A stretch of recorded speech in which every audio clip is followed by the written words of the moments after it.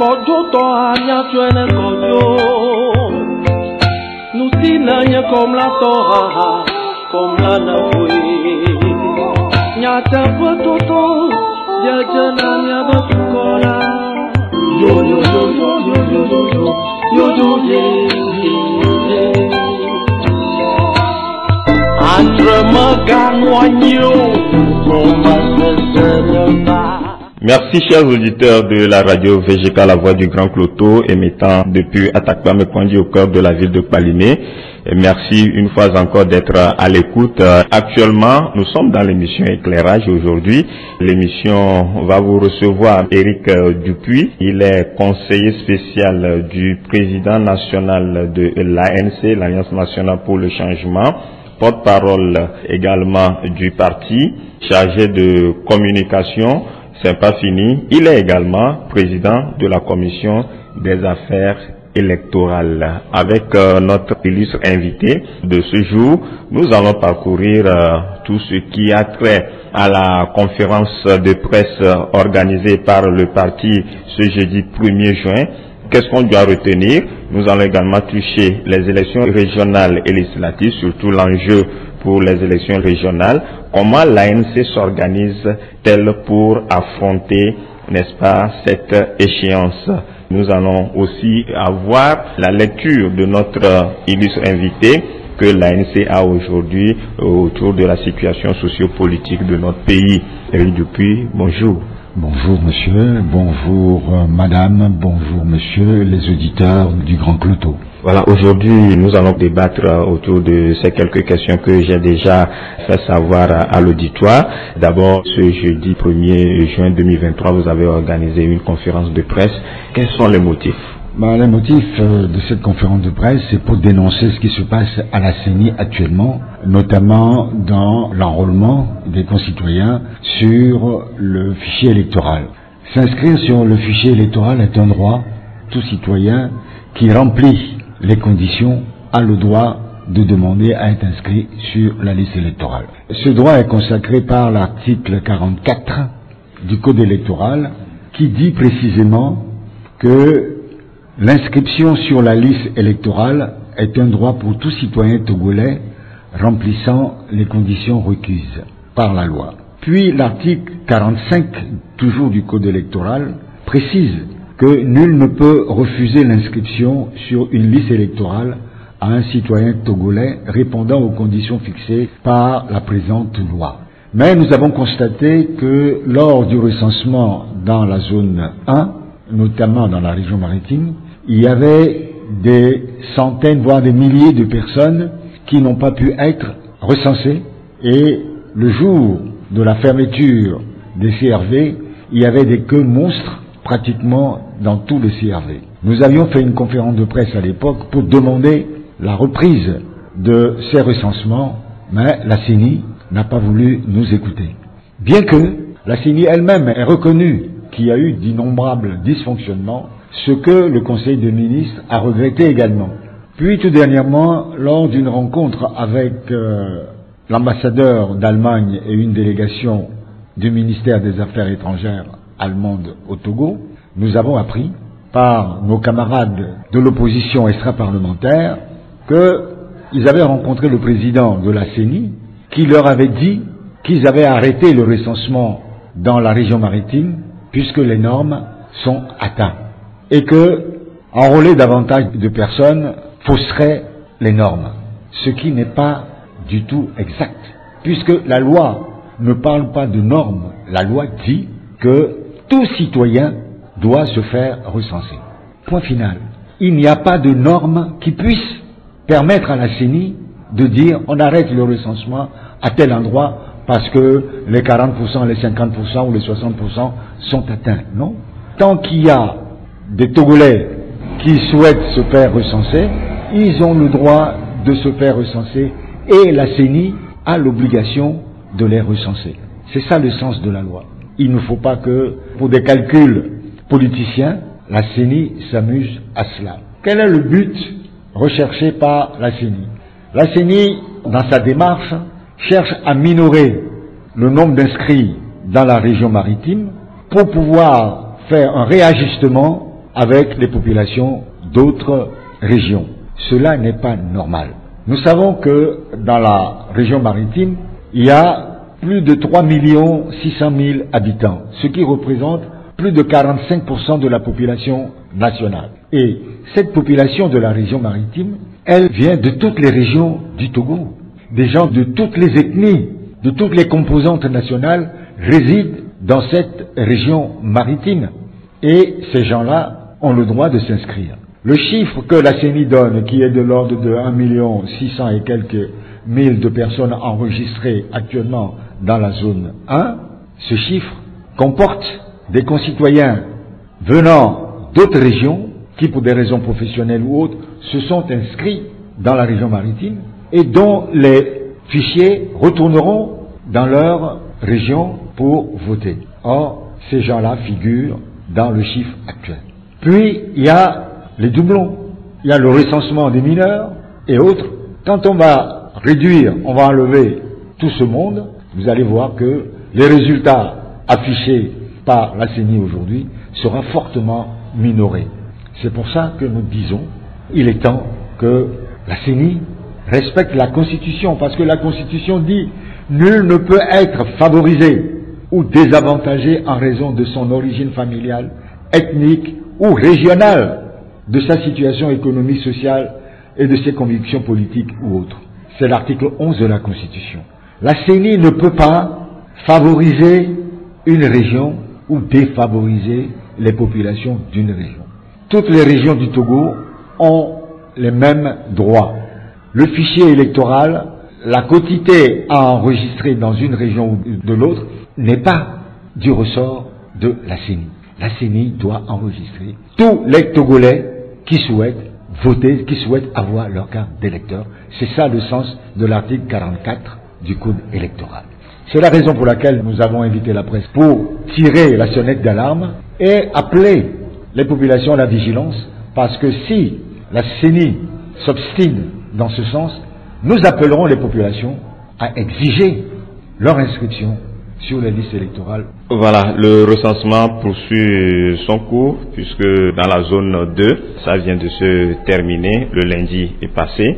Ça va se relancer dans la zone 3. Vos messages à la population dans la région de la Salade. Nous suivons de très près ce qui se passe dans les autres zones. Et dans la zone 2, qui englobait les plateaux, nous avons nos représentants dans tous les CRV. Nous avons ce que nous appelons les superviseurs. Nous avons eu nos représentants dans les CLC. Donc toutes les informations nous sont remontées au jour le jour. Nous savons que dans certains endroits, le démarrage a été difficile, déploiement un peu tardif de certains kits, pénurie de cartes, de carburant et autres. Je ne vais pas rentrer dans tous les détails pour l'instant parce que c'est demain matin que la grande commission affaires électorales va se réunir pour qu'un point exact soit fait sur ce qui s'est passé dans la zone 2. Nous travaillons, nous allons demain également déployer nos observateurs et nos superviseurs dans la zone 3 pour que cela soit suivi de la même manière. Et nous n'hésiterons pas à dénoncer les problèmes rencontrés dans chaque zone. Dans la zone 2, dont vous êtes d'ailleurs, on a relevé, entre autres, de nombreux recensements de mineurs et d'étrangers. Nous l'avons signalé au CELI, nous l'avons signalé à la CENI. Nous sommes en train de constituer un dossier et nous ferons les réclamations le moment venu. Oui, souffrez que je vous pose cette question. Est-ce que vous voyez que quand la CENI avait marqué la pause dans la zone 1, beaucoup ont souhaité que les opérations reprennent d'abord dans la zone 1 avant d'aller dans la zone 2, continuer dans la zone 3.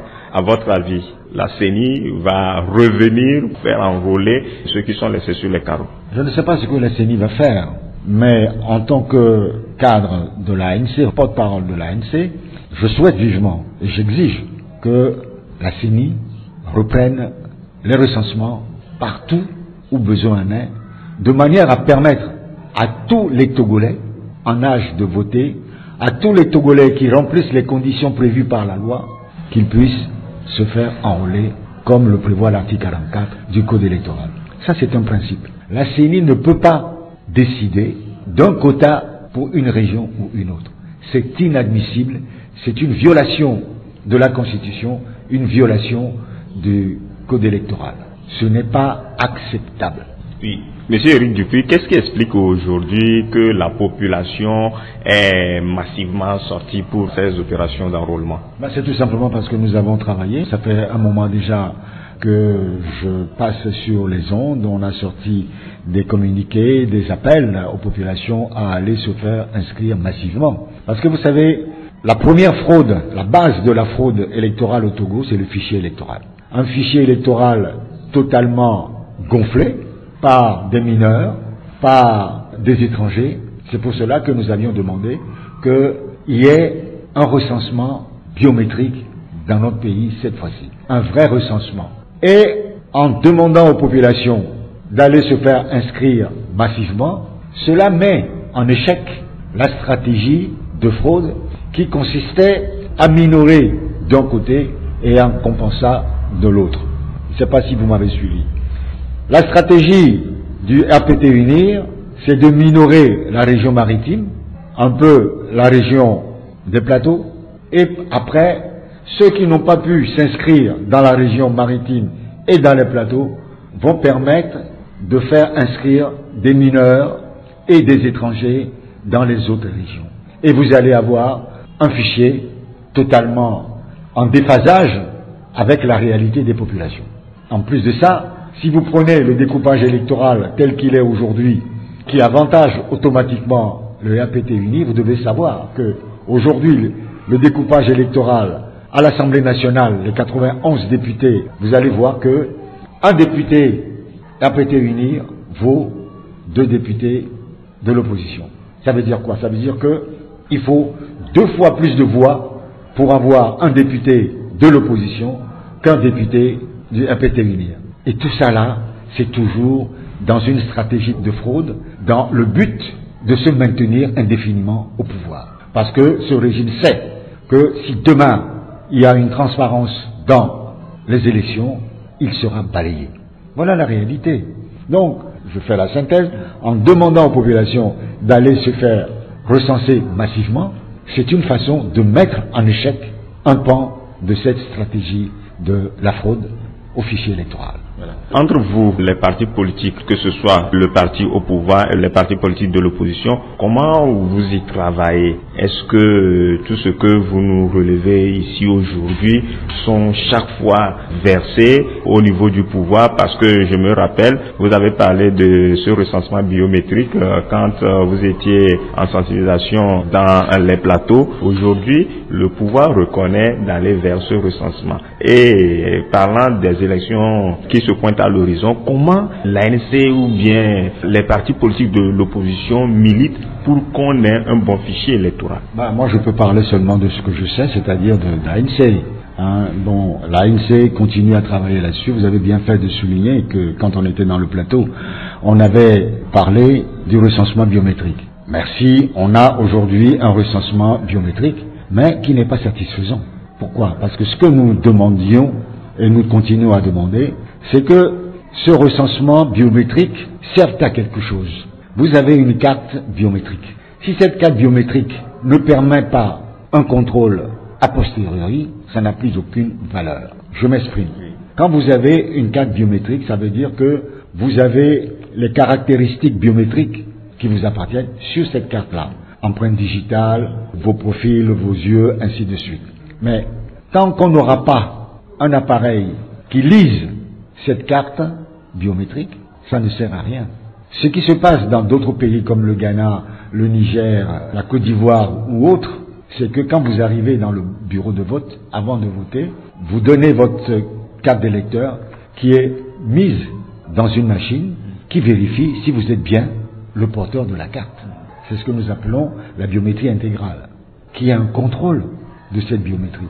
Rien ne sert de faire des dépenses de milliards et des milliards si on ne peut pas contrôler l'exactitude de cette caractéristique biométrique.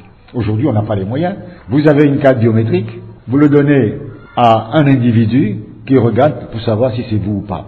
Pour peu que cette personne soit indélicate, on fera voter des mineurs, on fera voter des étrangers. C'est ce que nous disons. Nous disons non. Nous disons qu'il faut aller de l'avant. Il ne faut pas fuir la réalité. Il ne faut pas fuir ses responsabilités. Voilà, merci Monsieur Éric Dupuis. Je rappelle aux auditeurs que vous êtes le président de la commission des affaires électorales, aussi conseiller spécial du président national de l'ANC et l'Alliance nationale pour le changement. Également, vous êtes porte-parole du parti chargé de communication. Alors, nous nous préparons pour les élections régionales et législatives. D'abord, nous voulons savoir quel est l'enjeu de la première élection, puisqu'on n'en a jamais fait, parlant des régionales. Toutes les élections pour un parti politique comme le nôtre est un enjeu important. Les législatives, la présence à l'Assemblée nationale est chose importante pour un parti politique, c'est-à-dire voter les lois et contrôler l'action gouvernementale. Si vous vous dites responsable politique, il faut que vous soyez à l'Assemblée nationale pour pouvoir vérifier ce que le gouvernement fait et dire non. Faire des propositions de loi, voter les lois, amender les lois dans le sens de l'intérêt des populations, ça c'est un travail qui est très important dans tous les pays. Il suffit, et nous l'espérons, que demain l'opposition ait la majorité parlementaire, beaucoup de choses changeraient dans ce pays. Beaucoup de choses. Ce serait l'amorce même de l'alternance politique dans notre pays. C'est pour ça que tout est mis en œuvre pour empêcher une majorité de l'opposition au sein de l'Assemblée nationale. Donc, pour nous, c'est un enjeu très important et nous y travaillons. Soyez assurés que ce n'est pas aujourd'hui que nous sommes en train de travailler pour ces élections-là. Ça fait au moins plus d'un an que nous sommes là-dessus. La commission affaires électorales, elle est permanente chez nous. On travaille, on essaye de voir comment aborder ces élections-là. Ça, c'est la première chose. Donc, pour ces élections législatives, nous avons une date qui est constitutionnelle, qui est à un mois avant la fin de la législature en cours. Sachant que la législature actuelle, les dernières élections législatives ont eu lieu le 22 décembre il y a 5 ans, donc ça nous ramène au mois de novembre. S'il n'y a pas de problème, logiquement, les prochaines élections législatives devraient avoir lieu au mois de novembre. Mais là où le problème se pose, c'est que on a commencé le recensement depuis un moment, bientôt on va le terminer avec la zone 3, mais jusqu'à aujourd'hui, la CENI n'a pas publié son chronogramme. C'est le chronogramme qui va permettre aux populations de savoir où est-ce qu'elles en sont. Vous savez, vous avez un jeune homme qui va avoir 18 ans cette année. Il a le droit de s'inscrire sur la liste électorale. Vous savez jusqu'à quand? Il peut s'inscrire s'il sait qu'il va avoir 18 ans jusqu'à telle date. Tant que le fichier électoral n'est pas consolidé définitivement, il peut s'inscrire. Ça veut dire que si la date définitive de la consolidation du fichier électoral est du 1er octobre par exemple, tous ceux qui sont nés avant le 1er octobre peuvent s'inscrire. Mais ceux qui sont nés après le 1er octobre ne peuvent pas s'inscrire. Mais sans le chronogramme, comment voulez-vous que les jeunes connaissent leurs droits? C'est un problème quand même assez grave. Si vous allez là-bas, de manière arbitraire, on peut vous dire non, on ne vous inscrit pas. Tandis que à côté arrive, on l'inscrira, Yao arrive, on dira non. Il y aura un problème d'appartenance politique, ainsi de suite. Nous disons non, respectons la loi, faisons respecter la loi par la CENI. La deuxième remarque, nous, partis politiques qui avons l'intention de présenter des candidats à ces consultations électorales, nous avons le devoir de nous organiser, d'avoir un chronogramme pour préparer nos candidatures jusque-là. Mais nous ne savons pas quand est-ce que ces élections vont avoir lieu. D'autant plus que, en plus des législatives, nous avons maintenant les régionales. Et c'est la première fois que nous avons des élections régionales. Nous ne savons même pas comment ça va se passer. Est-ce que ça va se passer avant ou après les législatives? Est-ce que ça va se faire de manière concomitante? Nous n'en savons strictement rien. Nous sommes dans l'inconnu total. Ce n'est pas normal. Ce n'est pas normal. Et les régionales, c'est la première fois que la décentralisation, tant voulue, tant souhaitée par nos populations, par l'opposition, a lieu. Cette décentralisation nous a permis d'aboutir aux élections locales, les communales. Maintenant, on va vers les régionales. on ne sait pas comment ça va se passer. Comment est-ce que vous pouvez motiver vos candidats dans les régions, vos populations, vos militants dans les régions, pour qu'ils puissent se préparer pour être demain des conseillers régionaux? C'est dans le doute total. Vous me demandez quel est l'objectif. L'objectif pour nous, malgré ce qui s'est passé en 2019, malgré les fraudes, il ne faut pas l'oublier, l'ANC est aujourd'hui la deuxième force sur le plan des conseillers municipaux. Après UNIR, qui a pratiquement 90% des conseillers municipaux. Maintenant, les régionales, nous espérons qu'avec la correction du fichier électoral, l'effort pour une transparence dans les prochaines consultations électorales, qu'il y ait un rééquilibrage de ces conseillers régionaux et que l'opposition ait la réalité de leur représentation dans les régions. Qu'on ne nous bombarde pas, je ne veux pas citer de nom, comme députés de DAI, mais que les populations puissent choisir librement leurs représentants à l'Assemblée nationale et dans les conseils régionaux. Parce que les conseils régionaux auront un rôle important à jouer, un rôle important dans le développement de votre région. C'est-à-dire que c'est le conseil régional qui va réfléchir, qui va organiser le développement de votre région pour demain. Les conseillers municipaux, les maires, développent vos communes. Ils prennent des initiatives pour les rues communales, pour les écoles primaires, pour les centres de santé, ainsi de suite. Il y en a qui font du très bon travail. Je saisis l'occasion pour féliciter le maire de Golfe 4, Jean-Pierre Fabre, qui fait un travail extraordinaire. Demain, les conseillers régionaux auront à travailler sur des structures plus importantes, les lycées, les structures sportives, les hôpitaux, ainsi de suite, et les routes interrégionales. Il y a beaucoup de choses à faire et ce serait l'occasion d'associer les populations à ces décisions. Bien sûr, ça ne sera pas facile.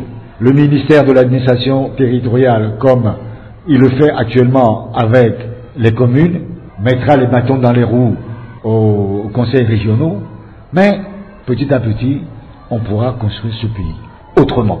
Et moi, je l'espère, parce que j'ai confiance au peuple togolais.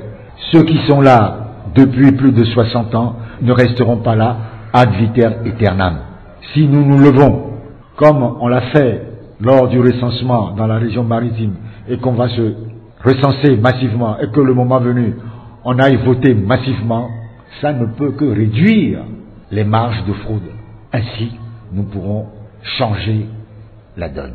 Donc, les élections régionales sont très importantes, et je continuerai en disant qu'ils ont l'idée de faire, peut-être l'année prochaine, je ne sais pas, des élections sénatoriales. Les élections sénatoriales pour élire les 2/3 du Sénat, puisque le tiers est nommé par le chef d'État, ce qui est une aberration. Et oui, pourquoi? Mais c'est tout simplement parce que dans une assemblée, on ne peut pas faire cohabiter des personnalités nommées et des personnalités élues. Quand vous êtes élu, vous représentez vos électeurs, vous représentez la nation. Mais quand vous êtes nommé par le chef de l'État, vous ne représentez que le chef de l'État ou un parti. Or, c'est une haute assemblée qui est au-dessus de l'Assemblée nationale. Donc c'est une incongruité. C'est tout simplement parce que le régime sait aussi qu'il risquerait de perdre la majorité au sein du Sénat.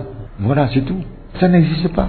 C'est une aberration. C'est comme le Grand Lomé. Le Grand Lomé, le Dagle, pour éviter que Lomé soit une mairie de l'opposition, notamment de l'ANC, on crée le Dagle, et une partie des conseillers nommés par l'État et l'autre nommé par les municipalités.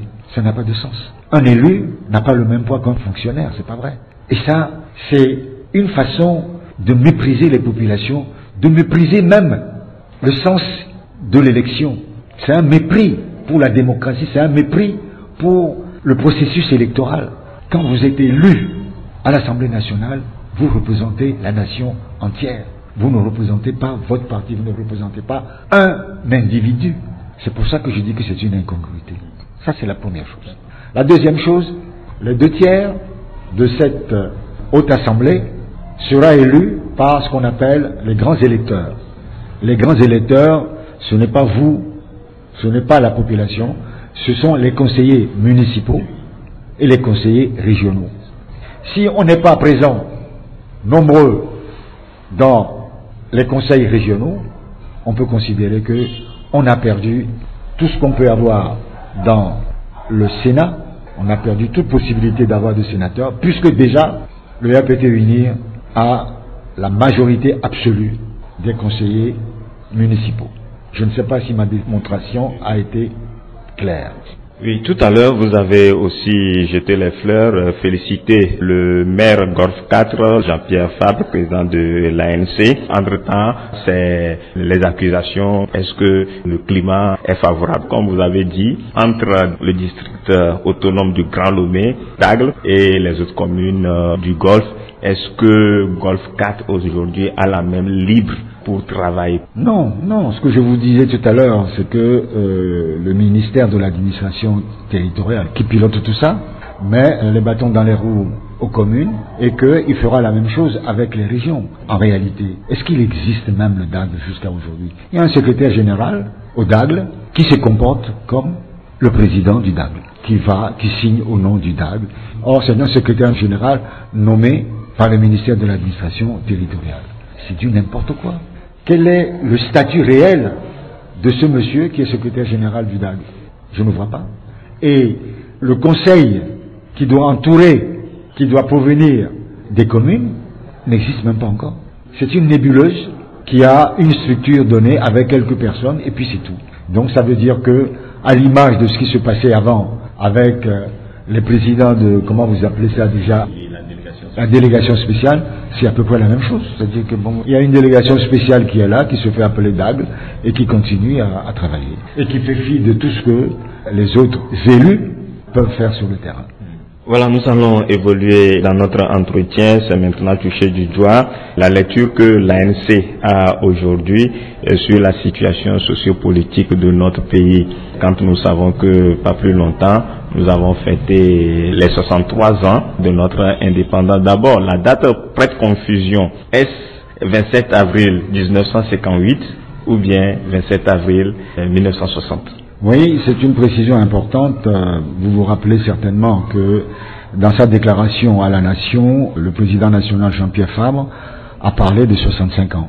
Et le régime actuel parle de 63 ans. L'histoire du Togo, il ne faut pas oublier, était maquillée, dévoyée. En effet, l'indépendance du Togo a été obtenue le 27 avril 1958 suite à un vote parrainé par les Nations Unies sous la supervision d'un envoyé spécial, M. Dorsanville, qui est d'origine haïtienne et qui a permis au Togo d'accéder à l'indépendance.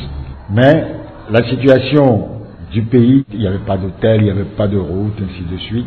Et le chef de l'opposition, le chef de l'Assemblée nationale issue de cette élection, était le Premier ministre à l'époque. Il s'appelait Sylvanus Olympio, qui, en homme prévoyant, sérieux, responsable, a choisi d'attendre 2 années, le temps de mettre en place certaines structures avant de proclamer l'indépendance. Donc, l'accession à l'indépendance de notre pays date bien de 1958 et la proclamation de l'indépendance date de 1960. Voilà. C'est un peu ça l'histoire. Alors aujourd'hui, votre lecture sur la vie sociopolitique, est-ce que la démocratie a avancé depuis lors jusqu'à nos jours? Là, vous me posez une question difficile, en même temps facile pour tous les Togolais. Je dirais de manière lapidaire que rien n'a changé depuis le père jusqu'à aujourd'hui. Et parfois même, on a le sentiment que le fils est plus ambitieux pour lui-même que le père.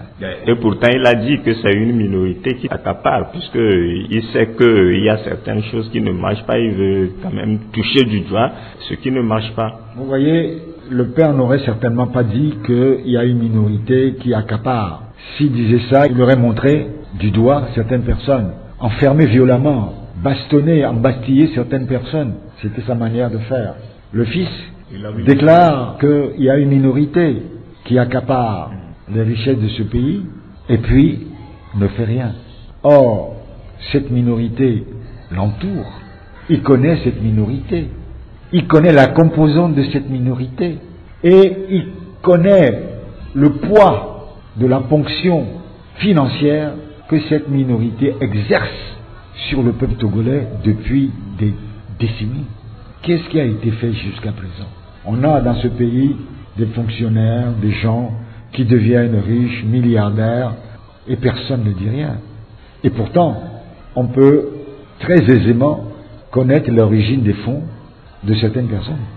Si vous êtes ministre ou fonctionnaire et que du jour au lendemain vous avez une maison qui vaut 1 milliard, c'est très simple de faire le calcul. Votre traitement salaire est de temps par mois. Est-ce que vous avez la capacité d'avoir un tel bien en si peu de temps? C'est mathématique. Auprès de quelle banque vous avez emprunté pour le faire? Sur quelle durée? Montrez-nous votre tableau d'amortissement. Mais non, mais non, mais non. Regardez dans Lomé, toutes les directions d'immeubles. Cherchez à trouver les propriétaires, vous serez surpris. C'est cette minorité-là. Vous allez au Bénin, vous avez des hommes d'affaires florissants. Ici, ce ne sont pas des hommes d'affaires florissants. C'est autre chose. Et on n'a pas le droit d'en parler. C'est ça la réalité. Donc, il y a une volonté d'enrichissement illicite d'une minorité indexée par le chef de l'État lui-même. Et cela continue de plus belle. Vous savez, tout dernièrement, une institution de la République, installée par le chef de l'État, je veux parler de la Cour des comptes, a fait un rapport sur le financement de la lutte contre la Covid-19 avec des accusations graves. On a banalisé cela devant l'Assemblée nationale. On n'en a pas tenu compte. Moi, j'aurais été à la place des membres de cette institution, j'aurais démissionné. Parce que je n'aurais pas accepté qu'un travail sérieux de ma part soit banalisé de la sorte. Parce que j'ai de la fierté. Et j'ai du respect pour le travail que je fais. Et j'ai du respect pour cette population togolaise pour laquelle j'ai accepté cette responsabilité-là. Alors, pour vous, il n'y a pas assez d'évolution? Il n'y en a pas du tout. On continue à frauder de la même manière. Ça fait des années qu'on demande à ce qu'il y ait une opération foraine permettant aux Togolais d'avoir leur carte d'identité. Pourquoi on le fait dans d'autres pays, on ne peut pas le faire au Togo? Tout simplement parce que on préfère que 75% des électeurs votent par témoignage. Témoignage fait par les chefs traditionnels ou par leurs employés. Et nous savons comment ces chefs, pour la plupart, sont élus ou choisis. Certains qui sont clairement missionnés pour faire le travail qu'ils font. Est-ce que c'est normal qu'aujourd'hui, on accepte que plus de 70% des électeurs aillent voter par témoignage? C'est source de fraude. Ils le savent. Ça, c'est la première chose. L'état civil au Togo ne permet pas de faire des statistiques, de prévoir l'évolution de la population. Nous avons un état civil embryonnaire. Vous savez, dans les pays évolués, et plus spécifiquement la France, il n'y a pas de recensement électoral. C'est un recensement permanent. C'est-à-dire que dès que vous atteignez 18 ans, la mairie vous envoie votre carte d'électeur. Automatiquement. Et quand vous changez de domicile, vous avez l'obligation d'aller à la mairie, signifier votre changement d'adresse, et automatiquement, une nouvelle carte vous est délivrée. Parce que, en France, ils n'ont pas le souci de la fraude. Ils ne sont pas préoccupés par la fraude. Nous, tout ce que nous faisons, c'est comment frauder pour nous maintenir indéfiniment au pouvoir, de manière à ce que notre minorité continue à s'enrichir aux dépens des populations de ce pays. Voilà la réalité. Alors, que dites-vous de la construction du nouveau centre hospitalier de référence, Dr Lafia? Puisque vous dites qu'il n'y a pas eu d'évolution, je vais citer ce seul exemple. C'est tout simplement parce qu'il y a des bonnes volontés qui ont bien voulu financer cela. Est-ce que c'est normal qu'un pays indépendant depuis 65 ans, ça soit aujourd'hui seulement qu'on nous parle d'un hôpital de référence, quand on sait que ceux qui dirigent ce pays, pendant des années et aujourd'hui encore, vont se faire soigner à l'étranger? Depuis quelle année au Ghana, ils ont des hôpitaux de référence? Au Bénin? Au Sénégal? Pourquoi le Togo? Aujourd'hui, M. Faure-Gnassingbe est au pouvoir depuis combien d'années? Bientôt 20 ans. Il a mis 20 ans pour comprendre qu'on n'a pas d'hôpitaux valables dans notre pays. 20 ans. Si vous mettez 20 ans pour apprendre votre métier de journaliste, quand est-ce que vous allez pouvoir devenir réellement journaliste, en profiter et prendre votre retraite? Si à chaque fois il lui faut 20 ans pour apprendre l'évolution de ce pays, eh ben, dans 100 ans on est encore là. 20 ans pour se rendre compte que la gouvernance est mauvaise. Et puis, pendant 20 ans, est-ce que vous l'avez vu courir avant, dans ce pays comme il le fait depuis 6 mois? Quand il sortait, si vous êtes à 50 mètres, si vous ne fuyez pas, vous recevez le bâton. Aujourd'hui, c'est lui qui s'avance vers les gens pour les saluer. Qu'est-ce qui le fait courir? C'est une question que nous devons nous poser. Qu'est-ce que cela nous réserve encore comme surprise? Vous y pensez déjà? Oh là là, ce que je vous dis là, je l'ai déjà dit à maintes reprises. Et qu'est-ce qui vous attend? Monsieur Faure Gnassingbé est en campagne déjà depuis plus de 6 mois. Pendant ce temps-là, on empêche les partis politiques de l'opposition de faire des meetings. On nous empêche d'aller dans les plateaux rencontrer nos populations. On nous empêche de faire des meetings à Lomé. On nous empêche de faire des marches. Pendant ce temps-là, monsieur Faure Gnassingbé et APT Unir font des meetings, ils se promènent, ils font des fêtes. Bientôt, il va y avoir Evala, vous allez voir, c'est tout le pays qui sera là-bas pendant des jours. Voilà la situation. Monsieur Faure Gnassingbé est en campagne. Il travaille déjà pour les législatives et pour 2025. Pendant ce temps-là, vous n'avez pas le droit. Voilà la réalité, tout simplement. Oui. La dernière question, avant de revenir un peu en langue pour faire un petit résumé, c'est de savoir comment l'ANC se prépare-t-elle pour affronter, quand vous connaissez déjà les secrets de votre adversaire politique, comment vous vous préparez? L'ANC est un parti structuré.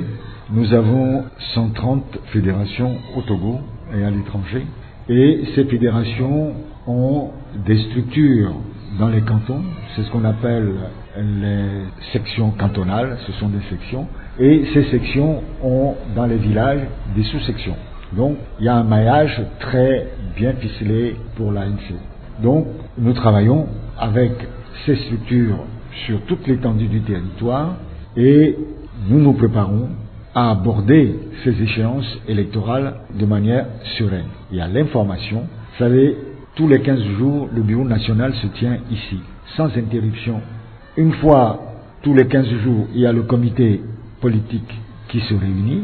Il y a le comité restreint que le président convoque à sa demande pour des décisions importantes. Et puis tout à l'heure, je vous ai parlé d'une grande commission affaires électorales que j'ai l'honneur de présider.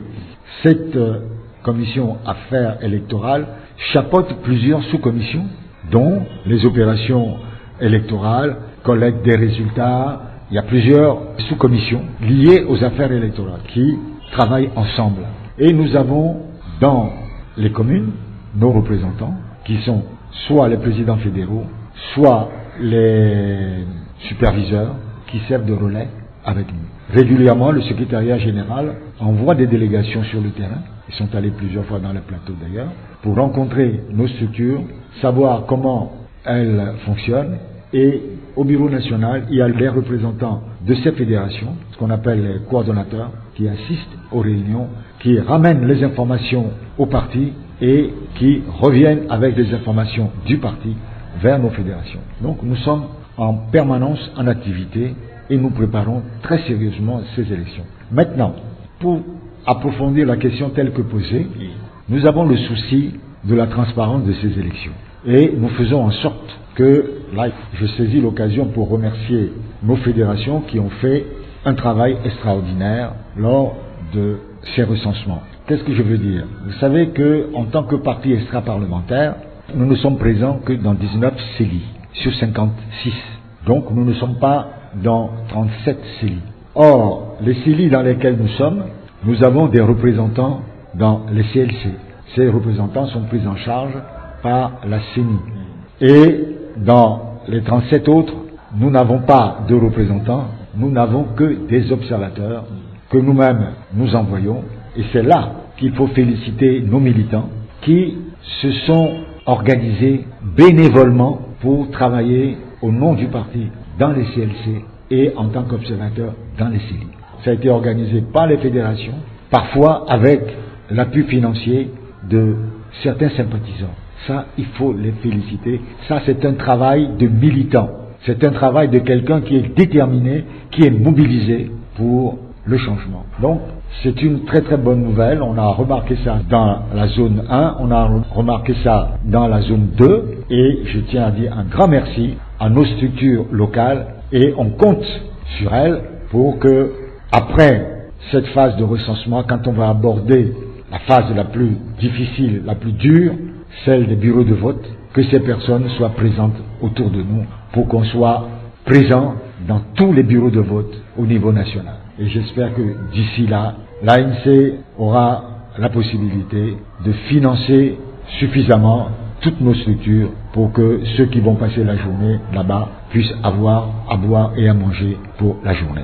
Voilà, vous l'avez si bien dit, vous qui me suivez, ayez en mémoire que nous avons fait le déplacement jusqu'à Lomé et rencontré au siège du parti ANC et monsieur Dupuy, le président de la commission des affaires électorales. Je rappelle qu'il est le conseiller spécial du président national du parti ANC, porte-parole du dit parti et chargé de communication.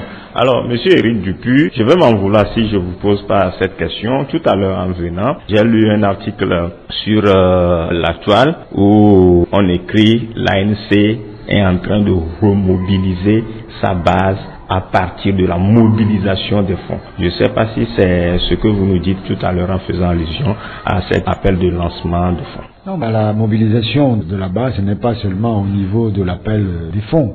L'une des preuves de cette mobilisation de la base, c'est la présence de nos représentants dans les CLC. Dans tous les CLC, il y a des représentants de l'ANC. Si on devait les payer, ça coûterait des centaines de millions à l'ANC. Et des gens se sont mis à notre disposition de manière bénévole et dans certaines régions, dans certaines communes, avec l'appui de sympathisants, les présidents fédéraux ont pu mettre des militants et des sympathisants dans les CLC. Je dis, ça c'est la preuve d'une réelle mobilisation et cela va au cœur de tous les membres du bureau national. Et d'ailleurs, lors de notre réunion de mardi dernier, le président national l'a souligné et a félicité toutes les militantes et tous les militants, toutes les fédérations, toutes les sections et sous-sections de l'ANC pour ce travail inimaginable. Maintenant, pour l'appel des fonds, oui, nous avons toujours l'habitude de le faire, hein, c'est pas nouveau. Peut-être c'est la manière qui est nouvelle. Par le passé, nous émettons des billets que nous vendons. Nous créons une plateforme sur notre site anctogo.com pour appeler des fonds, ainsi de suite. Cette année, nous avons imaginé, avec le développement de WhatsApp et l'engouement que cela a auprès de nos populations, nous avons imaginé de créer une communauté de groupes ANC et sur cette communauté, des milliers de personnes qui sont dans cette communauté peuvent librement participer à l'effort financier que l'ANC fait pour aborder ces échéances électorales. Donc nous invitons tout le monde, même ceux qui sont de loin sympathisants et qui veulent nous aider, c'est ouvert. En dehors de cette plateforme, s'il y a des bonnes volontés qui veulent faire l'effort mais ne veulent pas figurer, il n'y a aucun problème, c'est prévu et c'est géré par le trésorier général directement. Un reçu sera donné, un contact sera pris avec la personne et le versement peut être fait sur un compte bancaire qu'on n'a pas mis sur la plateforme puisque nous avons voulu que cette plateforme-là soit quelque chose d'ouvert et accessible à tout le monde. Vous allez voir qu'il y en a qui ont donné 100 000, 110 000, il y en a qui ont donné 1000 francs, il y en a qui ont donné 500 francs. Celui qui a donné 100 000 peut donner 100 000 dans un mois encore, peut donner 50 000, peut donner 25 000. Celui qui a donné 1000 francs peut demain donner 2000 francs ou 500 francs. C'est assez ouvert à tous les militants, quels qu'ils soient, et à tous les sympathisants. Leur nom figure sur une liste. Ils peuvent le consulter au jour le jour pour savoir où ça en est. Il n'y a pas de problème. C'est totalement transparent. Voilà, c'est quand même un signe de solidarité qu'il faut saluer puisque la stratégie, elle est cette fois-ci très nouvelle. Le pourquoi on a besoin de comprendre, comme vous venez de le confirmer. Nous allons aussi encourager tous les sympathisants, tous les militants de l'Alliance nationale pour le changement, n'est-ce pas, à emboîter le pas aux autres. Alors, nous allons clore notre entretien, on va faire un petit exercice en langue. Je sais que vous le faites si bien. Mia trova, mia digame, mia badog bename betoji no lao.